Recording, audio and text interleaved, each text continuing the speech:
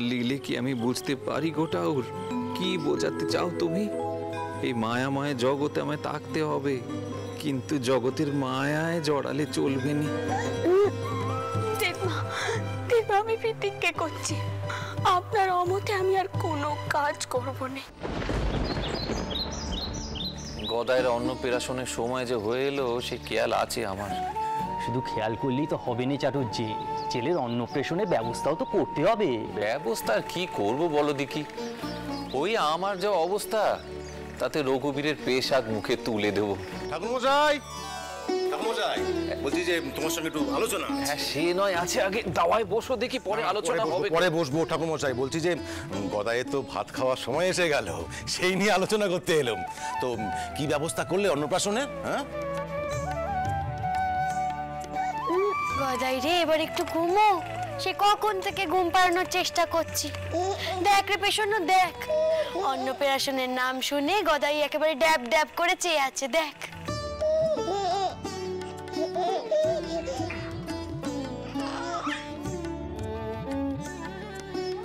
তুমিও বা ঘুম পাড়াবার চেষ্টা করছো কেন খুড়ি? আমি কিন্তু বলে রাখলাম, আমাদের গদাইয়ের মুখে ভাতে অনেক লোকজন আসবে, আমরা খুব হইচই করব। তা বললে কি হয় রে পেশন্য? গদাইয়ের বাপ দাদা কি অত বড় লোক? টাকার চিন্তা কেন করছেন বৌঠান? ঠাকুরমশাই আমরা তো আছি নাকি? তা হয়নি ভাই, তা হয়নি। গদাইয়ের মুখে ভাত তো আমাদেরই দিতে হবে, সে যে করেই হোক না কেন। এমন কথা কি করে বলছো ঠাকুরমশাই? গদাই কি আমাদের কেউ নয়? আহা তা কেন, আমাদেরই তো বেটা, আমাদেরও তো কিছু দায়িত্ব আছে। কি গো যজ্ঞেশ্বর, তুমি বোঝাও। হ্যাঁ সে তো বটেই, সামর্থ্য অনুযায়ী তো সব কাজ করতে হয়। চাটুর্যে তুমি বরং সেদিন শুধু বামুন ভোজন করো, সৎ বামুন। হ্যাঁ অর্থাৎ আপনি, তাই তো? আমি কোথায় ভেবেছিলুম গোপালকে মুখে ভাতের দিনে একেবারে কেষ্ট ঠাউরের মতো সাজাবো, লোকে দেখে একেবারে তাক নেগে যাবে, বলবে যেন রাজরাজেশ্বর। তা তুই সাজাস না, তোকে কে বারণ করেছে?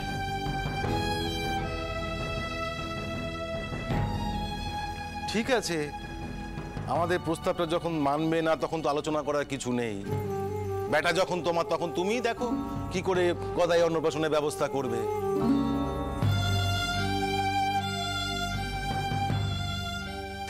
নিজের লোক ভেবেছিলাম বলেই এতগুলো যাকে আর চলি। ও ধর্মদাস, বলি ও ধর্মদাস শোনো, আমার কথা কান। ওহো, মিছি মিছি রাগ করে চলে গেল, দেখো দেখি। আচ্ছা তুমি বলো যজ্ঞেশ্বর, গদাইয়ের অন্নপ্রাশনের জন্য যদি নোকের কাছে হাত পাতি, নোকে কি ভাববে? ও পেশন্য মা, যাও না মা, যাও তোমার বাপকে গিয়ে একবার বোঝাও দেখি। আসলে বাবা অনেক আশা নিয়ে এসেছিলেন যে গদাইয়ের অন্নপ্রাশন খুব বড় করে হবে। ও আপনার ছেলে হতে পারে, কিন্তু আমাদের তো সকলের চোখের মনি। সেসব যখন হচ্ছেই নে, দেখি বাবাকে বুঝিয়ে।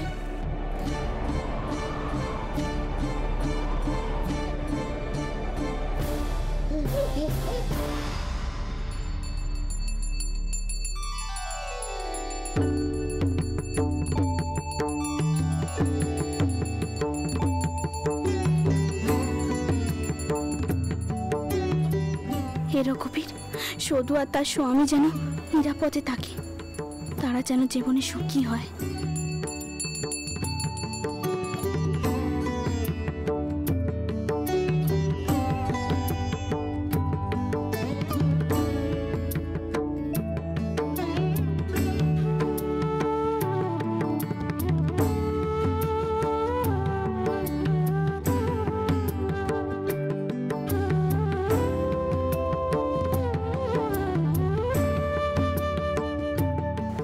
যাই ছোটর মাথায় চুয়ে দিয়ে আসি। বউ, তুই পেশাদ বিলির ব্যবস্থা কর।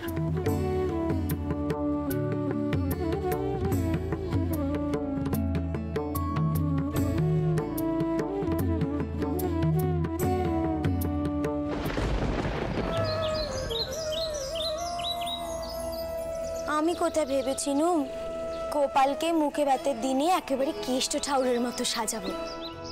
লোকে দেখে একেবারে তাক নেগে যাবে, বলবে যেন রাজরাজেশ্বর। আসলে বাবা অনেক আশা নিয়েছিলেন যে গদায়ের অন্নপ্রাশন খুব বড় করে হবে।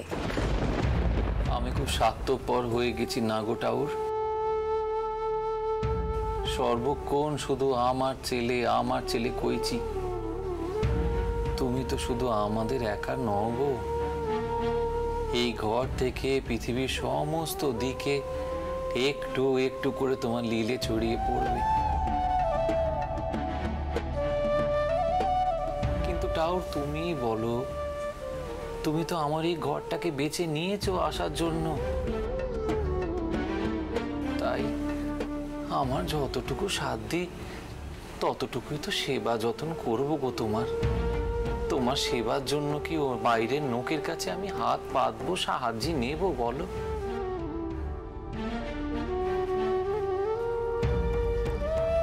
গদাইকে একটু আপনার কাছে শুয়ে দিয়ে গেলুম। হ্যাঁ, ওদিকে মেলা কাজ পড়ে আছে। ধনীটাও আবার বেশ কয়েকদিন ধরে আসছে না। আর এ ছেলে যা দুষ্টু হয়েছে, একা রেখে যেতে আমার সাহস হয়নি। একে নিয়ে আর পারা যাচ্ছে না বাপু। কেষ্ট ঠাকুরকে নিয়ে মা যশোদা তো এমন হালি হতো গো। আপনি থামুন তো দেখি। ওর মধ্যে ঠাউরপানার কোনো লক্ষণ নেই, খালি দুষ্টুমি। আমি কিন্তু কয়ে দিচ্ছি, এমনটাই যদি চলে ওই কেষ্ট ঠাকুরের মতোই আমি ওকে বেঁধে রাখবো। আর এই যে তুমি কিন্তু বাবার পাশে চুপটি করে শো। বাবার পুজোয় কিন্তু কোনো গোল বাঁধাবে না। এ কেমন কথা কইলে বলো দেখি চন্দ্রাবু? যা নিজেরই কিনা পুজো হচ্ছে, সে নিজের পুজোয় গোল বাঁধাবে? এই হয়েছে, আপনি খালি ওকে টাউর টাউর করে মাথায় তুলুন। কিন্তু এমন দুষ্টুমি যদি করতে থাকে তবে কিন্তু আমি শাসন করব বলে দিচ্ছি। করো বাপু করো, যত ইচ্ছে হয় শাসন করো। কি গো ঠাউর, আমার গদাই মা কি কয়ে গেল শুনলে? সে তো জানেনি বোঝেনি তুমি কে। গর্ভধারিণী মা তো ভাবে সন্তান শুধু তার একার। জয় রঘুবীর।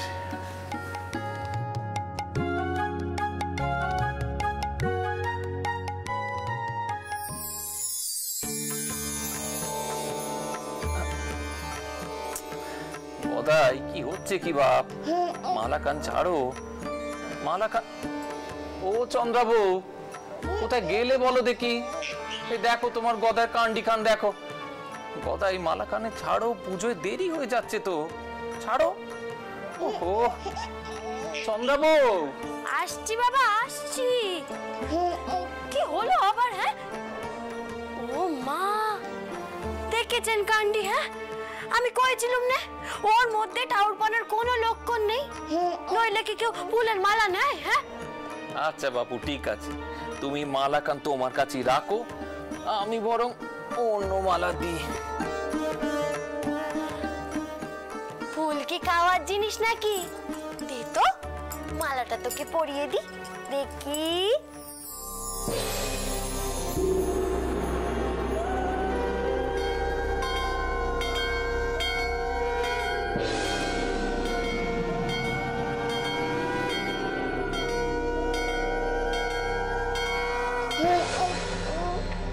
ও মা, এই মালাটা ওকে পরাতে কেমন যেন একটা মনে হলো। হ্যাঁ, আমি বলে বোঝাতে পারবো না।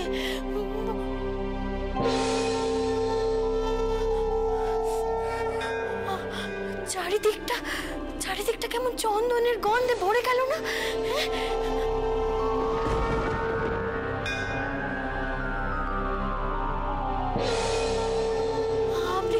আপনি চন্দনের গন্ধ পাচ্ছেন?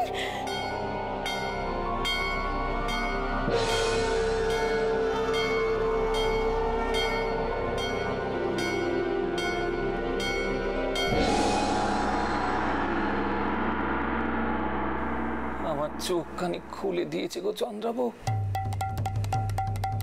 আমার গদাই আমায় বুঝিয়ে দিয়েছে সে কি চায়। অথচ মুখে বলি গদাই হচ্ছে আমাদের গদাধরের রূপ। আর দেখো এই পাশে স্বয়ং ঠাকুর শুয়ে আছে। ওরে গদাই, তুই এই শিক্ষা দিতে চাইলি তো বাপ, এই শিক্ষা দিতে চাইলি তো যে তুই সকলের মধ্যে চড়িয়ে আছিস, শুধু পাথরের শিলায় নয়।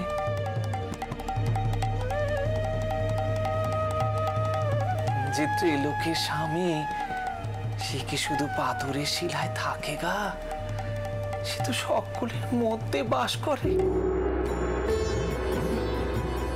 জয় রঘুবীর, জয় রঘুবীর।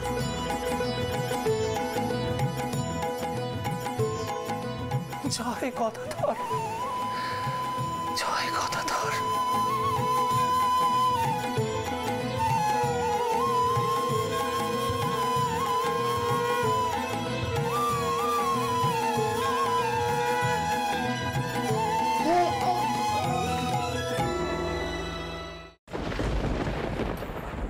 মশাই, আপনাকে আপনার ব্যাটাকে নিয়ে কোনো চিন্তা করতে হবে না, সে নিরাপদে আছে। এই বাড়ির কর্তা তাকে দূরে এক জায়গায় পাঠিয়ে দিয়েছেন। সন্তান তো, তাই বড় চিন্তা হয় মা। তার জননী তো কেঁদে কেঁদে শেষ হতে বসেছেন।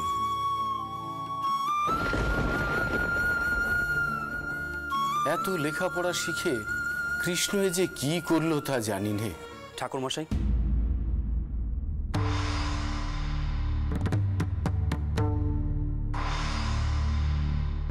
কৃষ্ণকান্ত কি এমন দোষ করেছে?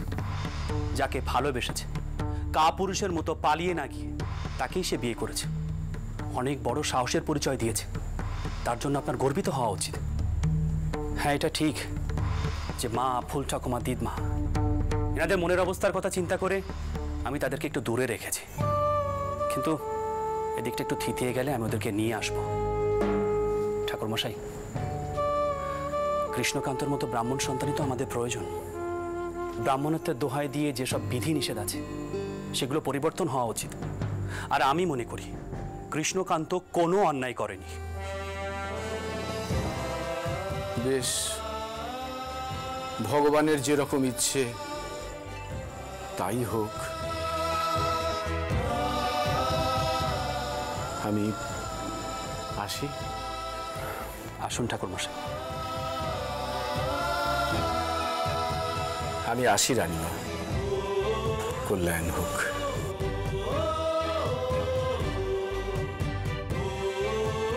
বলছি, আপনি সজুদের একখানা খবর নিয়েছেন? হ্যাঁ, বীরেশকে আমি পাঠিয়েছি। বীরেশ? আপনার তো দেখছি তার উপর খুব ভরসা। সে তো কদিন হয়েছে এসেছে, সে ঠিক খবর দিচ্ছে কিনা তাও তো জানা দরকার।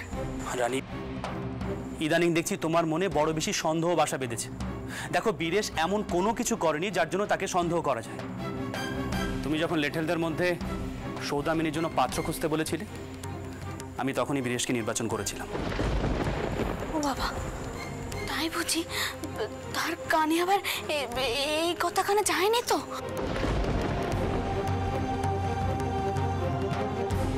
মনে তো হয় না, আর গেলেই বাকি।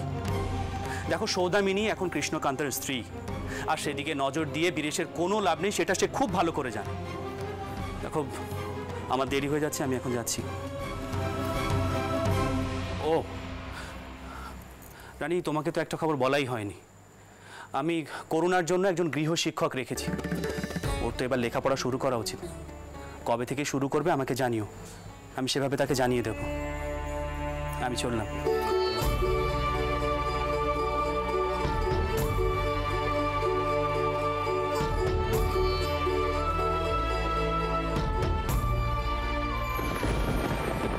না না মামা, তুমি গদাইয়ের অন্নপ্রাশনের জন্য অন্য কারোর কাছ থেকে কোনো টাকা নেবে না। আর ওই ধর্মদাস লাহা, সে টাকা দিতে চায় কোন আক্কেলে? কে সে? লাহারা কি আমাদের সমান ঘর? আমি তো এখন আছি, টাকা আমি দেব, তুমি ধুমধাম করে গদাইয়ের অন্নপ্রাশনের ব্যবস্থা করো। বাবা, গদাই আমাদের ঘরের বেটা, আমরা যেমন করে পারি তার মুখে ভাত দেব। আমার মনে হয় অন্নপ্রাশনের জন্য কারুর কাছ থেকে কিছু নেবার প্রয়োজন নেই, দাদার কাছ থেকেও না, আর নাহা বাবুর কাছ থেকে কিছু নেবার প্রশ্নই ওঠে না। তার মানে তুই কি বলতে চাস রাম? লাহাবাবু আর আমি এক হয়ে গেলাম নাকি? আমি মামাকে এত শ্রদ্ধা ভক্তি করি, সেই জবে থেকে মুক্তারি ধরেছি তবে থেকে তাই টাকা পাঠাচ্ছি। এর কি কোনো মূল্য নেই? মামাবাবুকে আমি ভালোবাসি, তাই এসব করি। সত্যি তো রামচাঁদ তো ঠিক কথা কয়েছে বাবা। রামকুমার, তুমি তো দাদার সঙ্গে এইভাবে কথা বলে ঠিক কাজ করোনি বাবা। রামচাঁদ, জানি বাবা, বিপদে আপদে সব সময় তুমি আমাদের সাহায্য করেছো, পাশে এসে দাঁড়িয়েছো, কিন্তু কি জানো বাবা, রামকুমারও খুব একটা ভুল কথা কিছু কয়নি। আমি গদাইয়ের অন্নপ্রাশন ধুমধাম করে করার কোনো প্রয়োজন তো দেখছি না বাবা।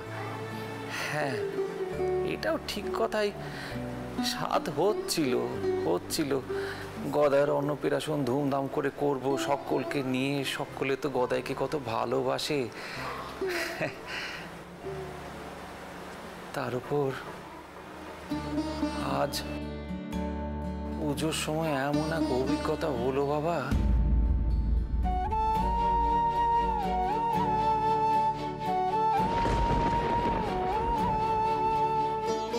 এই মালাটা ওকে পরাতে কেমন যেন একটা মনে হলো।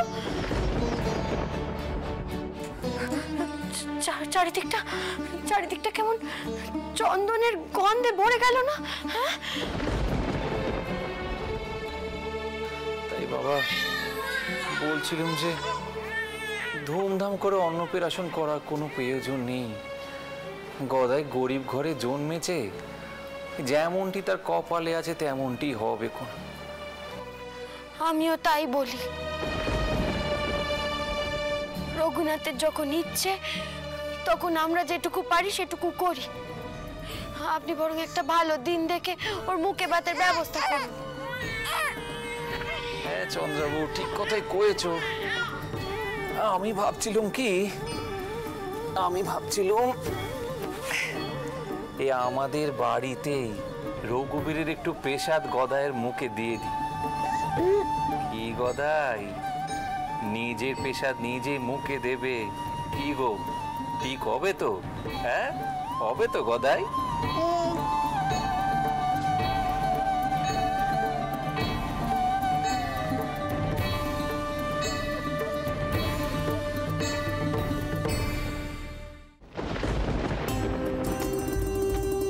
হ্যাঁ রে, তোর মেয়ের বিয়ে কবে ঠিক হলো রে? সেটাই তো ভাবছি গো দিদি, মাকে বলতে হবে একটা দিন ঠিক করে দিতে।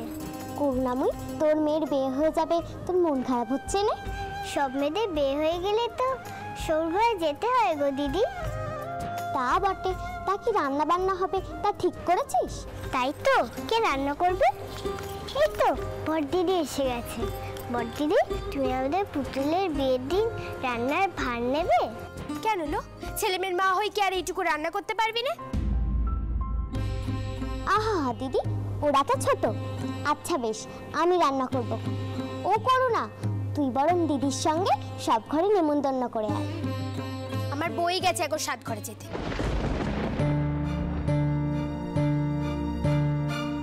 যাদের ছেলে মেয়ে তারাই সামলাক।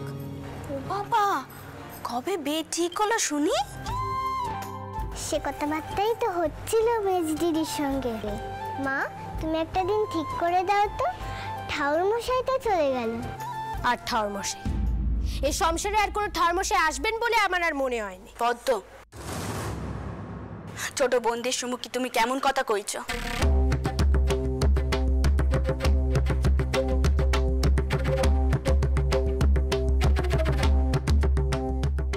এখানে তো ঠাউর মশাইয়ের আসা না আসা নিয়ে কথা হচ্ছে না, এখানে কথা হচ্ছে করুণার মেয়ের বিয়ে নিয়ে, তাই না? ঠিক আছে, আমি না হয় ভাজি দেখে একখানা দিন দেখে দেবো কোন। আচ্ছা, এবার তো বলতে হবে তুমি কবে থেকে লেখাপড়া শুরু করবে।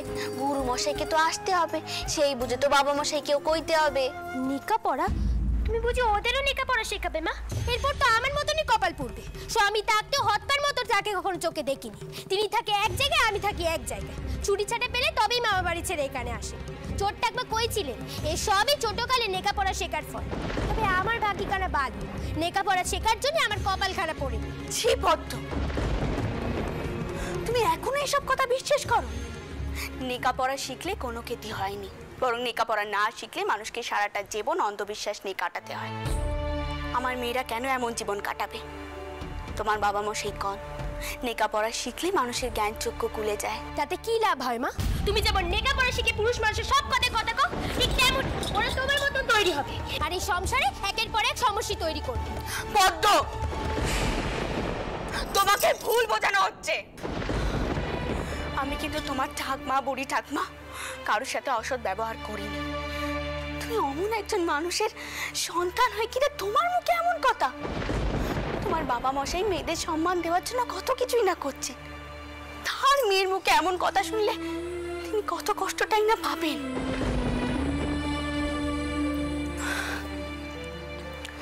করুণা, তোমাদের মেয়ের বিয়ে হয়ে গেলেই কিন্তু গুরুমশাই আসতে আরম্ভ করবেন।